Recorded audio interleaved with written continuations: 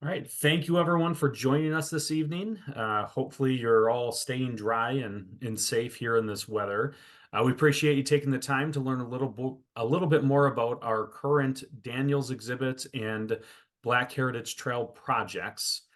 Many of you have heard about these projects in kind of bits and pieces over the past couple of years as we've been working through some of the initial phases.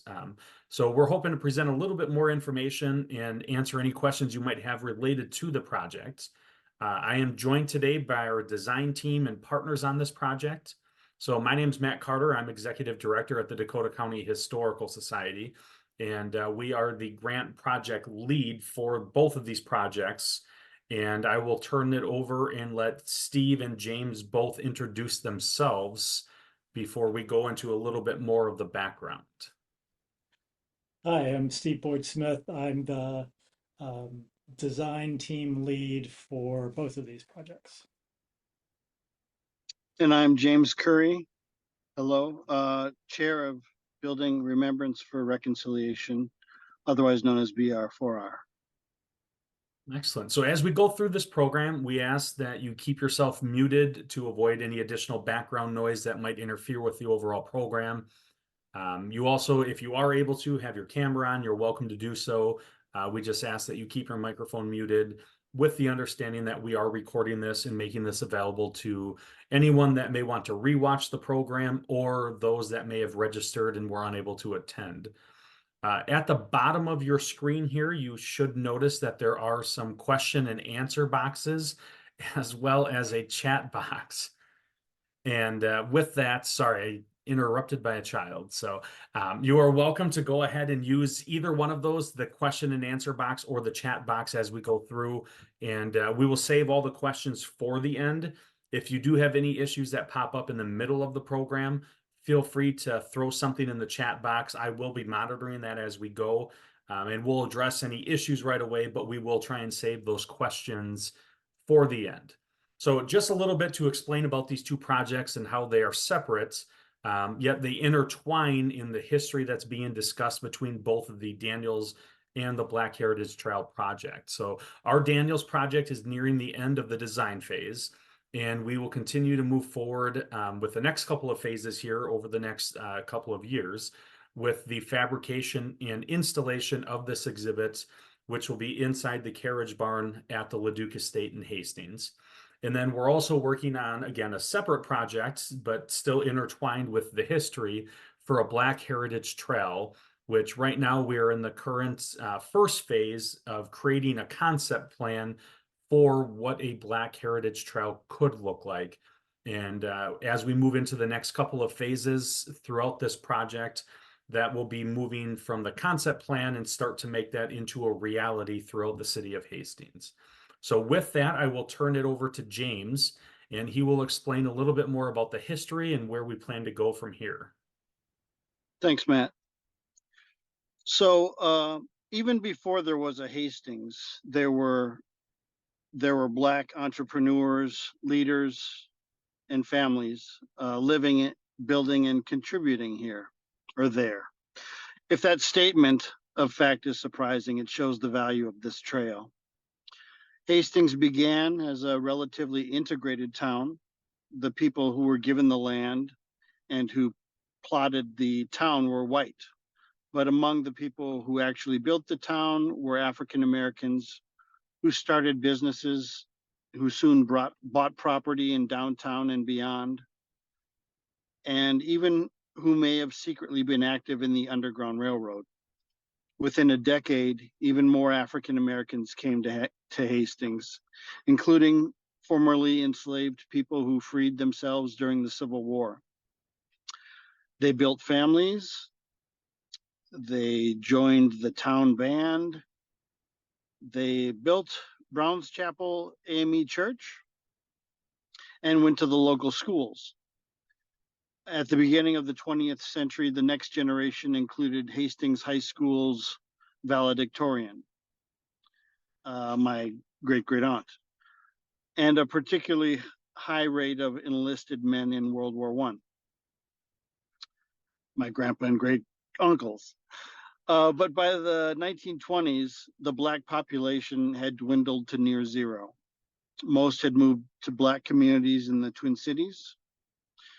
They had certainly faced and overcame consistent slights and even outright abuse. The daily incidents were too small to appear in records, but some of the bigger ones do show up. In 1907, an arsonist spread kerosene on the pews and set fire to the Black church.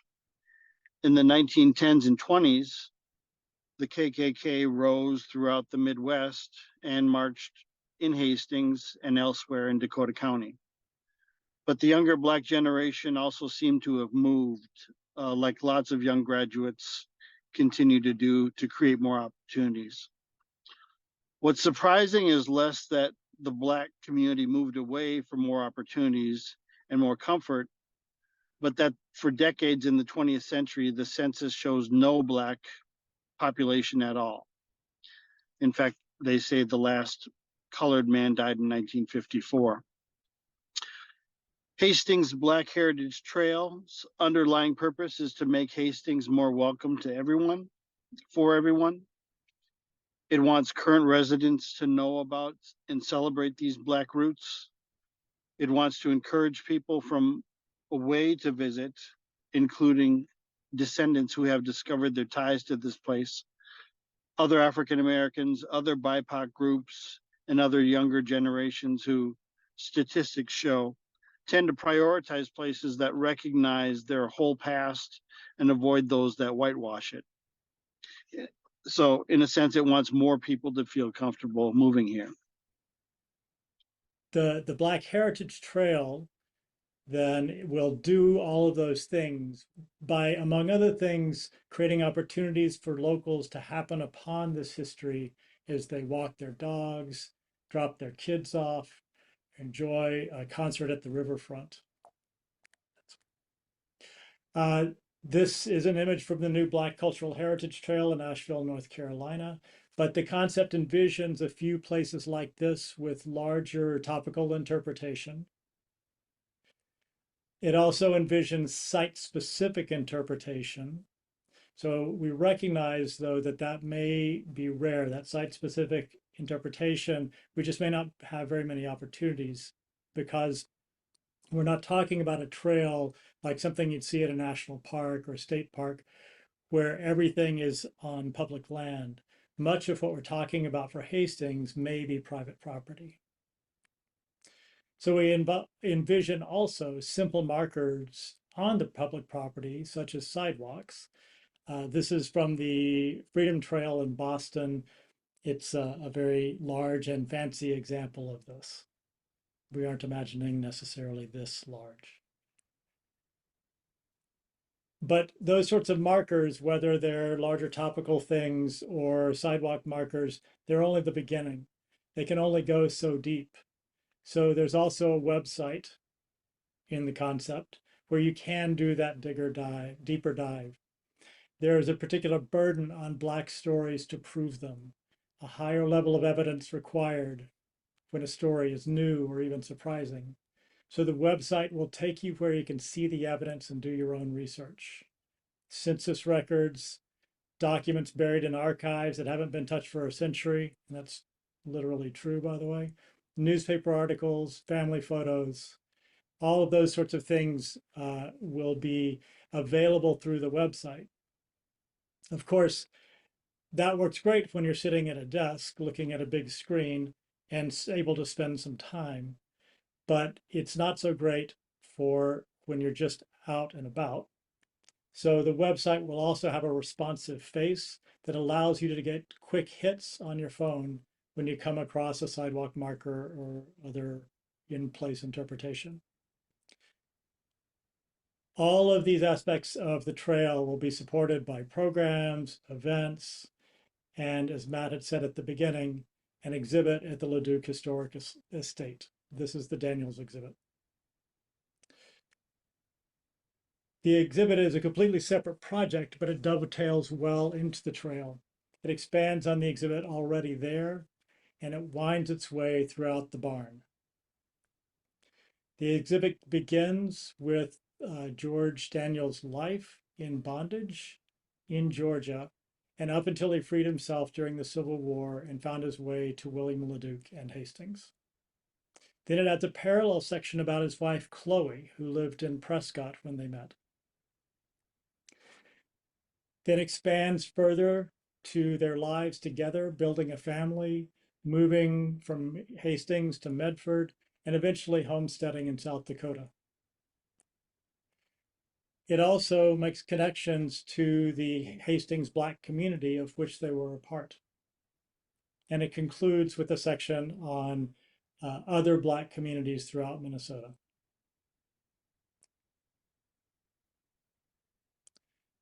And Matt. So with that, we recognize that really there's nothing revolutionary about the form of trail we're proposing or even the exhibit that we're looking at completing. The visitor experience is all a solid, well-tested media. So we're looking at a mix of media that's rare but also not new, and databases and technology on the back end that may be pushing some boundaries that we'll be utilizing throughout as well. The research is still ongoing, and it will remain ongoing throughout the project and even once it's completed. And now that there's an idea to talk about, DCHS and BR4R know that we need to do a lot and have a lot of conversations with city and county officials, different agencies, the residents, even potentially the National Park Service and potential funders for this project. So with that, both of these projects are funded in part through the legacy amendments in the state of Minnesota. And so both of these projects were utilizing the legacy funds in grants through the large grant and the partnership grant opportunities. And again, we are grateful that you joined us this evening. And what we wanted to do was do a real quick overview, show you some of this information, but then also open it up now to any questions you all might have for us.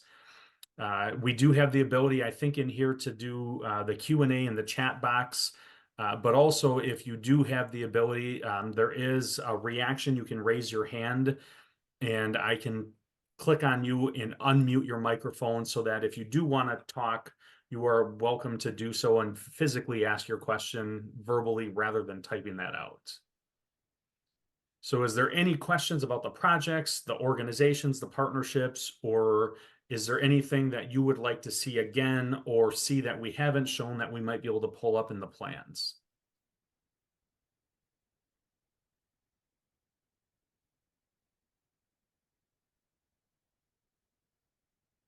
Otherwise, I don't know, James or Steve, if there's anything else you want to point out. One thing with the trails that I'd like to point out is, again, through the use of legacy funds, we have our design team led by Steve, but also containing two other members that have done a great job. They've previously worked with National Park Service trails and moving forward. So we're fortunate to be able to have that design team in place. So one of the questions here was, what's the prospective timeline for doing both of these? And so my answer, which then Steve and James feel free to jump in, for the Dakota County Historical Society, we are relying a lot on the legacy funds that are available through grant opportunities. So we do have another grant that's opening up here with a deadline coming up on May 31st that we will be applying to. And we'll be doing that for our large grants for the George Daniels exhibit and the project there at the LeDuc Estate. But there's a lot of additional funding that needs to come in. And one of the exciting parts with the Daniels project is we have the packet of information, which is more than 100 pages. But when it boils down to what Steve has shown you, where you can walk through and see that space, we're able to utilize that to help hopefully raise additional funds to make this go much quicker. Our goal is within the next probably 3 years to have this completed. For the Daniels project, which may be ambitious. Now, as far as the Black Heritage Trail, That project itself, we have utilized legacy funds through the partnership program, which is the partnership between DCHS and BR4R. And so that grant itself, we would be able to apply to again coming up in 2025. And so I think with that partnership that's established, we will have a concept plan that we can use to help raise additional funds. But I know utilizing grant funds makes us go through a specific timeline of get the grant 1 year to complete. And then depending on the timing, you may have to wait another year to apply again. So each of these projects are probably 3 to 5 years out without us having additional private funding coming through, which is something we've been talking through as well. So James and Steve, I don't know if you have anything you want to add to that one. I just add that um, the Daniels project only has one phase left, which is final writing. Essentially, you have a first draft of everything, but there's final writing and fabrication installation. That's all one final phase. The Black Heritage Trail has two phases as far as the grants go. It's got a whole design phase because where we are now is a concept. It's very clear.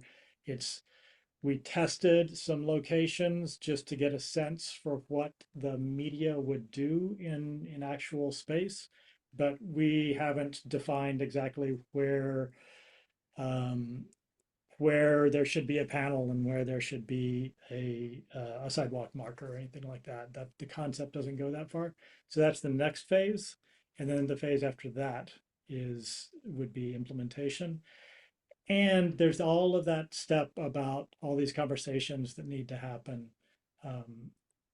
Because working with public agencies, there's just lots of conversations, including community conversations, which I see as a question that's come up as well. Yeah, anything else you want to add, James? Otherwise, I can go to the next question here. No, nothing to add. Okay.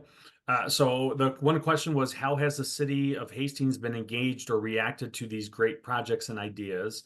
And how have the general citizens in Hastings reacted? So again, one question that kind of gets two different answers because of the different projects that are ongoing. With the Daniels project, because it is a city-owned property, we have been communicating with the city staff. We presented to the city council, so they are aware of it. It, from my perspective, appears that there's a lot of excitement for this project.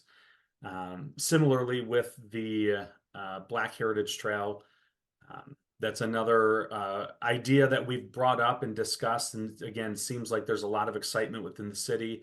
How have the general citizens in Hastings reacted?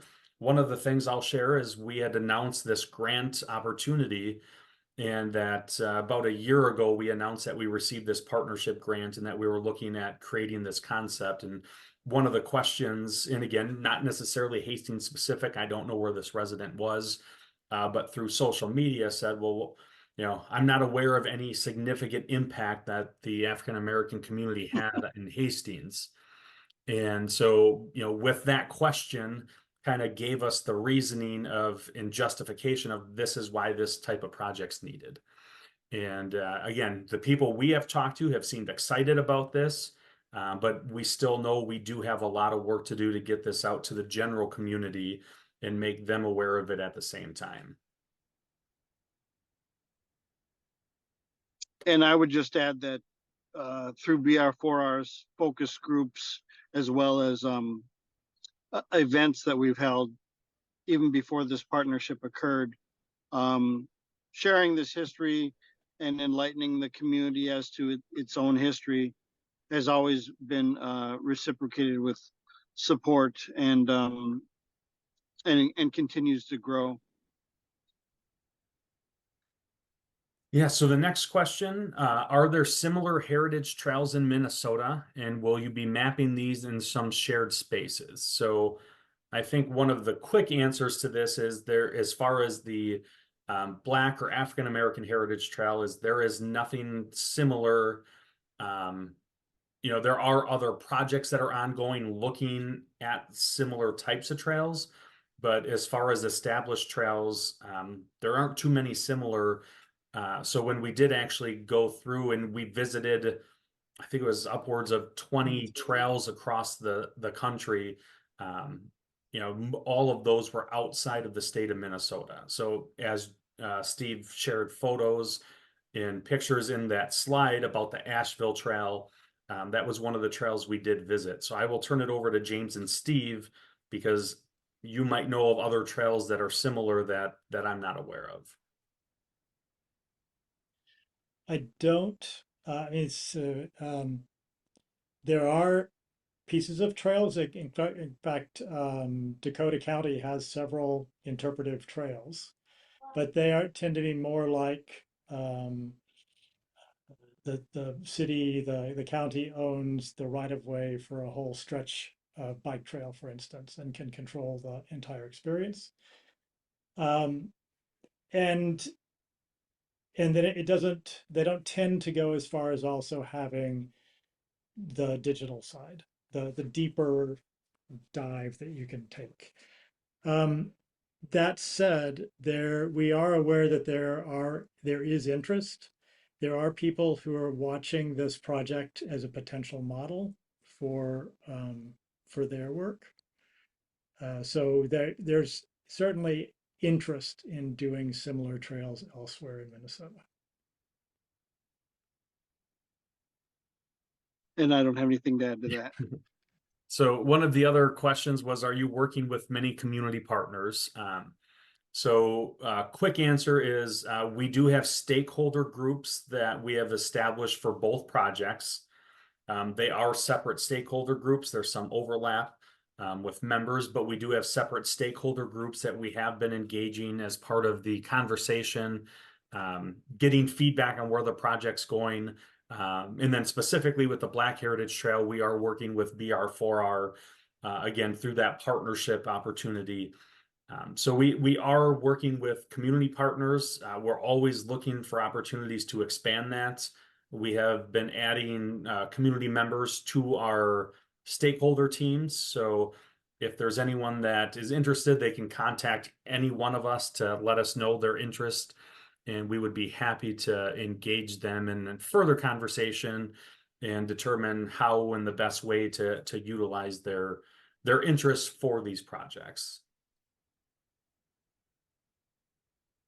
As well as the Black Hastings gathering, which felt like a stakeholder meeting that included descendants, friends, family, plus ones, interested parties. They're all fully aware of how accessible we are to their input at any point in this endeavor.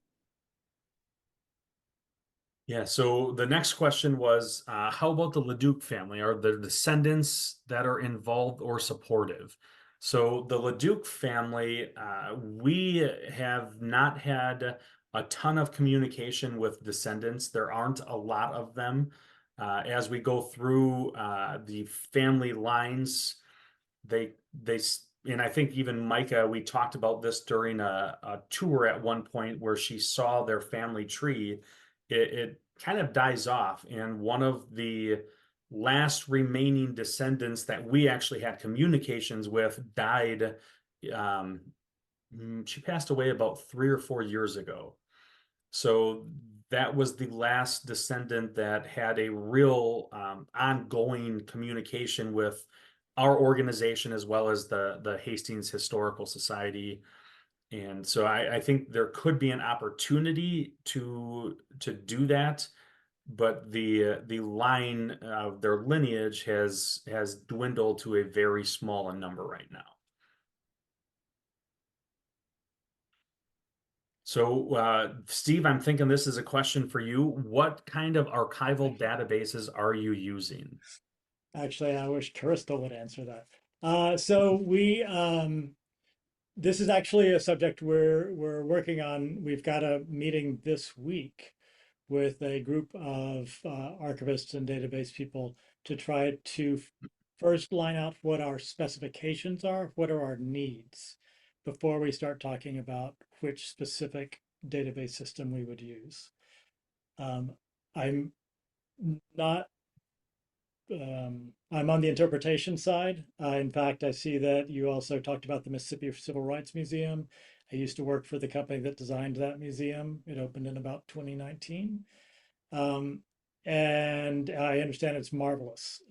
So that's the side that I'm on. The database side, I use databases, but I don't know that collection side. That's why we're engaging with people who that is what they do. So next question is, have you been working with the schools in Hastings? And the quick answer to that is no.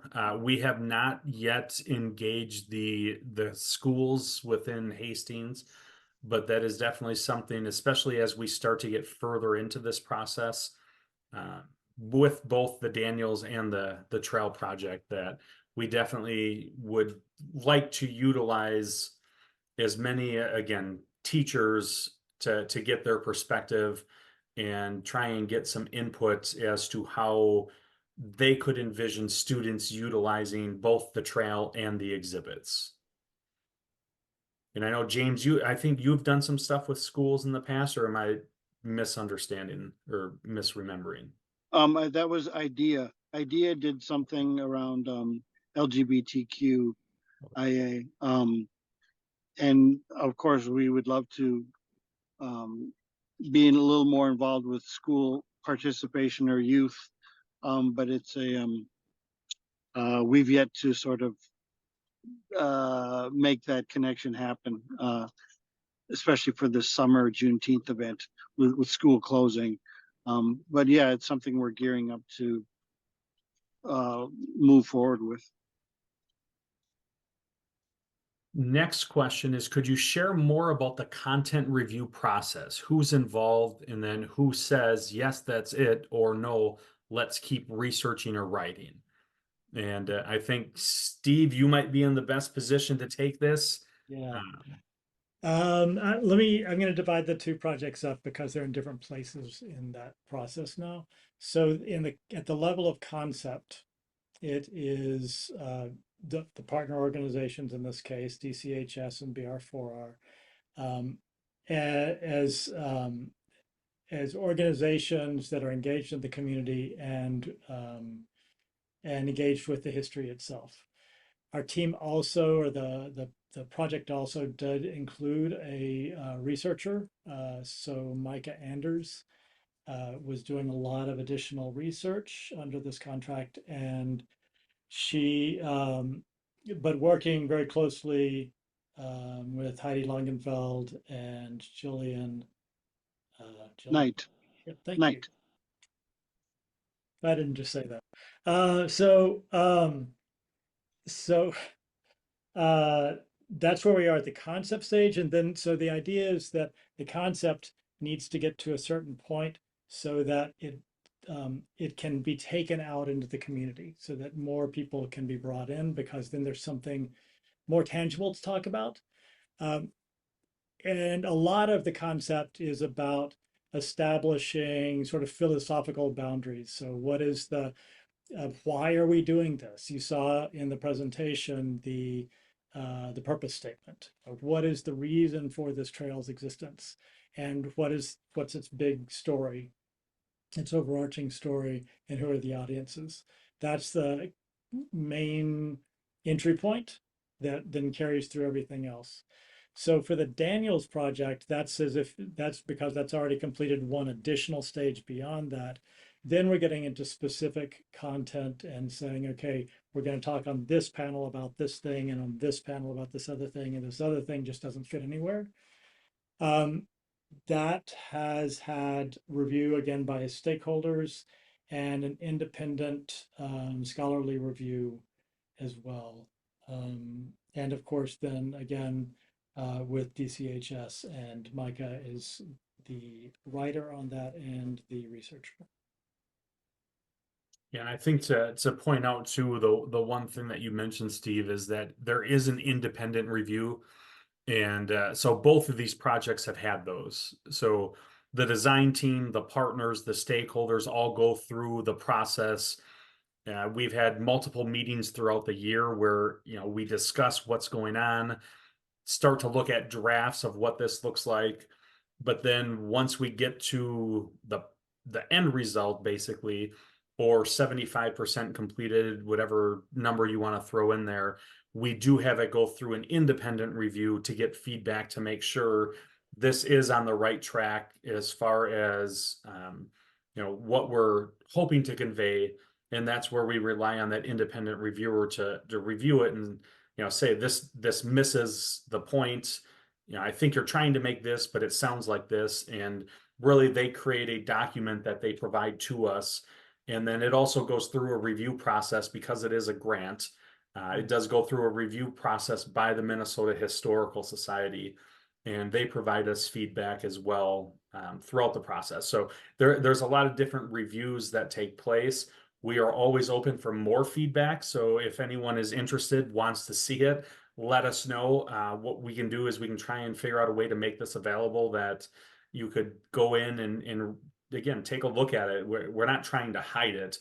Part of the issue is the files are really large, so it's determining the best way to get them to you. But if anyone is interested, feel free to throw it in the chat box before you leave tonight, or reach out to one of the three of us and let us know, and we'll work on getting a copy, whether it's paper or digital, in your hands.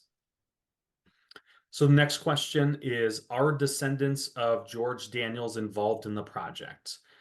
And the answer is yes and no. So as we go through, we have reached out multiple times to the descendants that we have contact information for.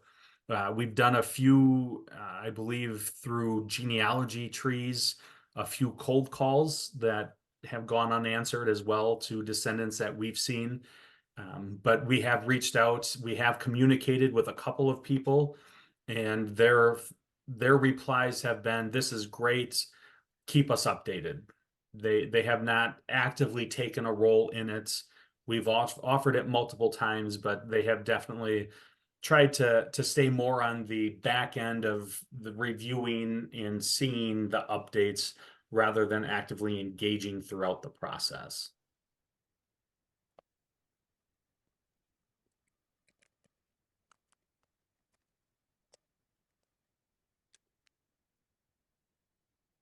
So any other questions, or James or Steve, anything else you want to throw out there here as we continue?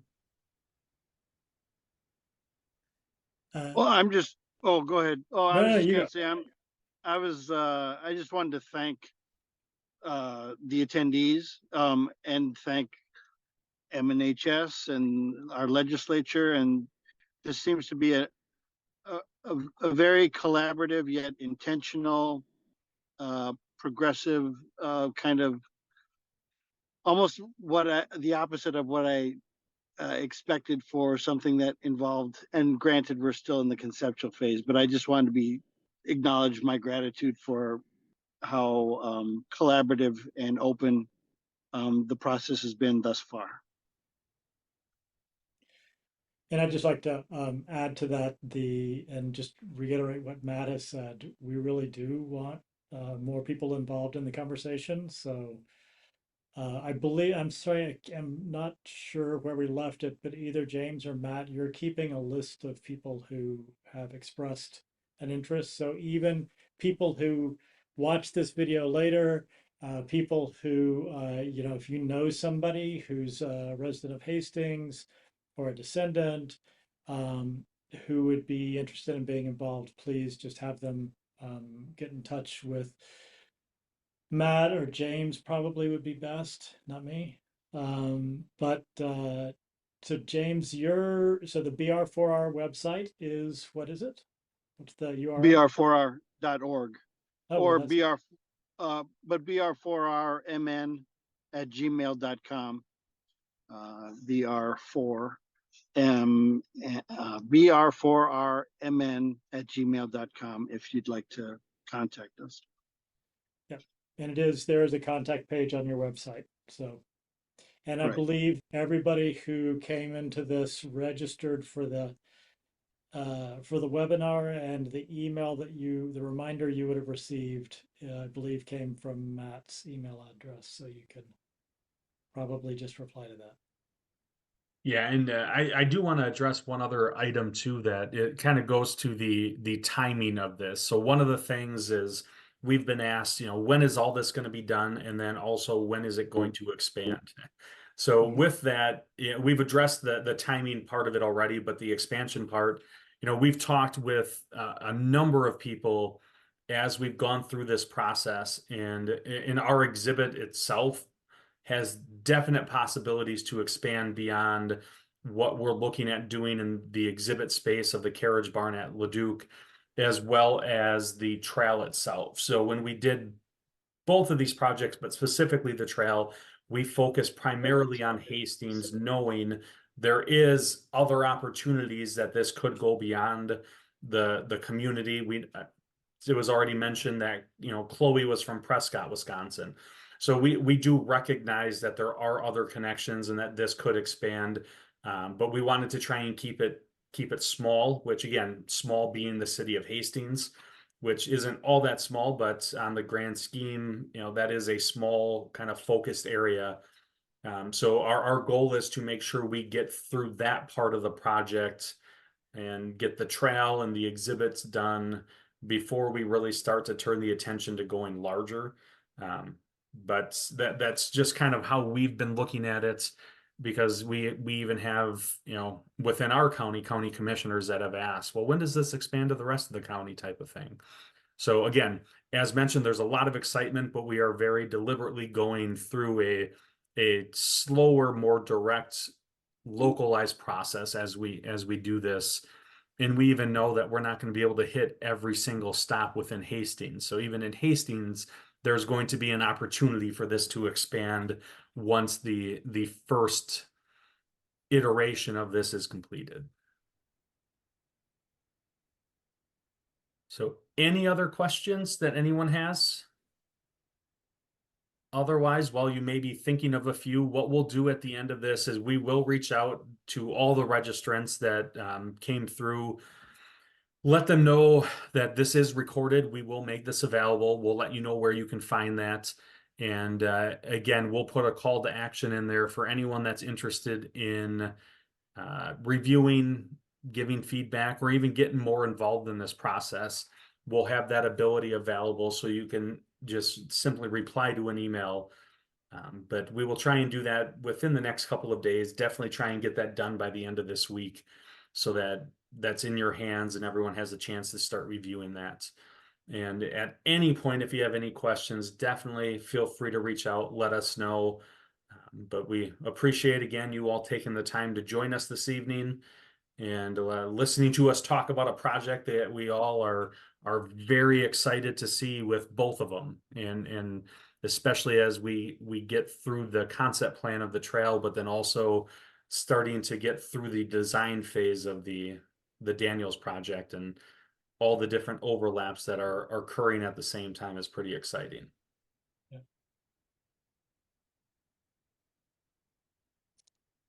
So with that, I don't see any additional questions. So I will say thank you one last time, and then I'll turn it over to James and Steve and see if they have any last words. Last words. Steve, go ahead. Yeah, last word sounds very final. I don't like that. No, I'll just reiterate the gratitude. These are important projects, and they just reveal that there are lots of important projects like this around the state and the region, and the existence of the funding that Minnesota has is Yep. a huge strength that Minnesota has. And I concur, and thank everyone as well. So with that, I'll end by agreeing as well that without the funding that's in place, none of these projects would be able to go even remotely close to where we've been taking them and where they will be going. So we, again, are grateful for those funding opportunities. And if anyone has any additional ideas, feel free to reach out. Otherwise, we thank you all for joining us. And if you don't see a follow-up email from us, let us know. Feel free to reach out, check your spam mail. Otherwise, we look forward to hearing back from some of you in the future, and look forward to providing additional updates as we go. So thank you, everyone, and have a good rest of your day. Thank you. Stay dry.